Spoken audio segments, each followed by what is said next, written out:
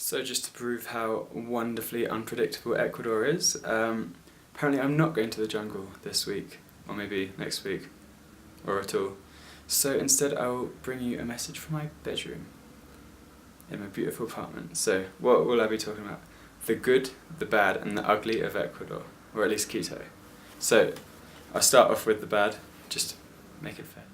Okay, gringo issues. There's something called being a gringo here, which I think stands for Greens Go Away, from when the American Army were located here. So you'd pay, say for a taxi to go, I mean, I can't complain, in London you can go 10 metres and have to pay £2 straight, whereas here you can go far up for £2, dollars even. But, oh my god, the first few days I was charged like $5 to $6, and then I asked locals how much they get charged. They say about 50 cents for the same trip. They all think you're millionaires just because you've got white skin and curly hair, so oh well. For a week it's okay, I guess, being a tourist.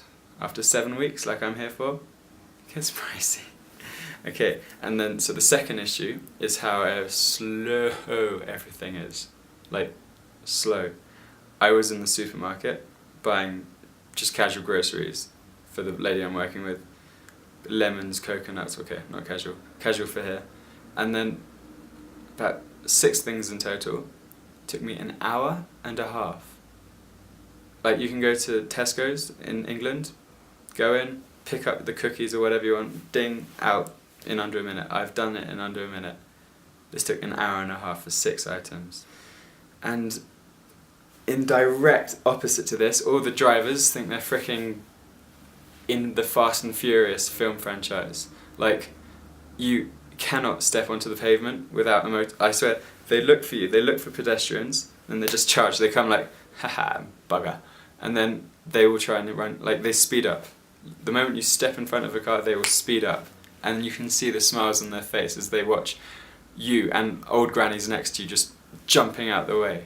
It's sadistic. And another issue, because I was planning on being in the jungle for most of my time, I'm now stuck here with just jungle clothes. These are all super fast, dry, wicking clothes that absorb the sweat and the heat, and are very efficient, not very stylish.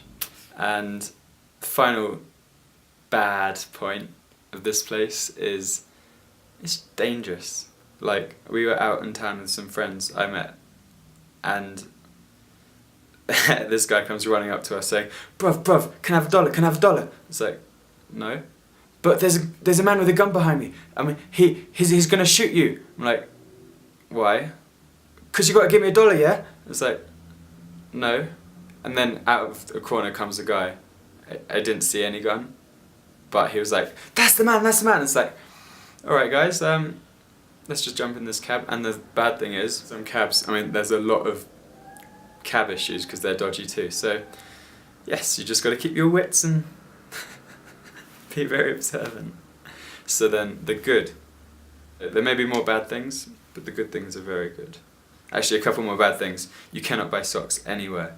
I was literally looking all day for socks. Like, my aim of today was to find socks. So I will keep my search tomorrow. My epic quest for socks. Okay, so the good.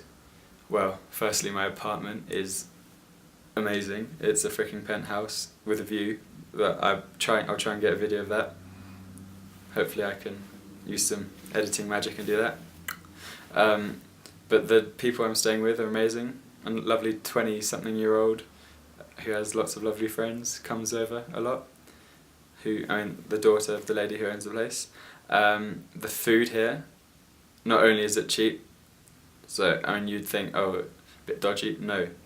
Oh my god. Everything, like, I went to a Quechua tribe up in the Andes a few weeks ago. Best breakfast I've ever had. Amazing. Popcorn. There was popcorn for breakfast, enchiladas, which, for the English amongst you, are like Cornish pasties. Just filled. I had one the other day filled with cheese and covered in sugar. It tasted like a donut with, instead of jam, cheese. And strangely enough, I enjoyed it. So that was always interesting. Okay, the third point, of the good stuff is they deliver the delivery services.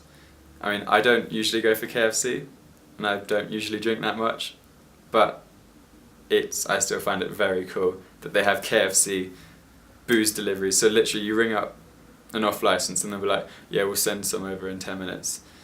And KFC, I mean, it might explain why some people have chubby cheeks en masse, but I don't know, they're all lovely here, covering my tracks. And the final very, very good point of especially Quito is Ladies' Night.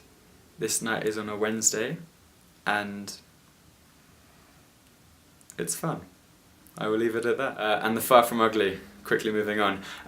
Quito, at the end of the day, is actually stunning. I mean, there are bits which are clearly impoverished, and there are people who clearly need money or are treated less well.